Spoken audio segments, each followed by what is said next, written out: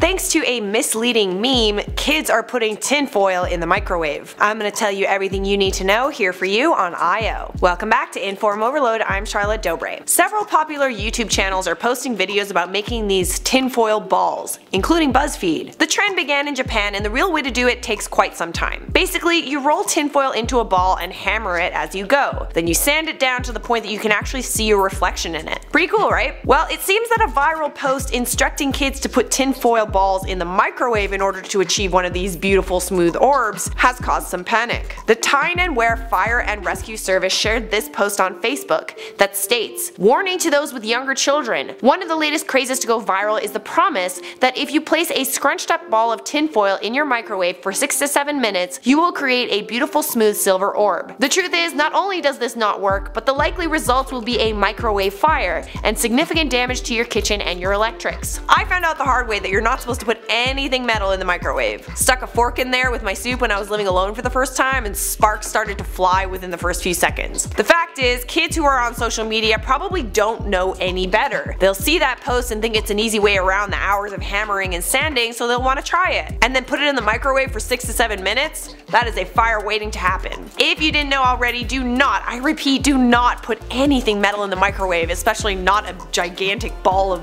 tinfoil. Not even the littlest little bit of tinfoil. Metal reflects microwave energy instead of absorbing it. It can burn holes in your microwave and cause a fire. Alright, now that that's settled, it's time to respond to some comments. Civ Alex said, "The first comment is right, even the most boring history stories seem interesting coming from Charlotte." Oh, that is so nice. I think that's because I actually believe that these stories are interesting, and you guys can pick up on that. We only bring you guys the best of the best. H. Solomon said, "Charlotte, can I get a woo?" Do I have to do it again, or is that enough? Francois Smith said, "Charlotte, how's about a date? We can starch it early and then after dinner and a movie we can watch the stars for my potato, you in?"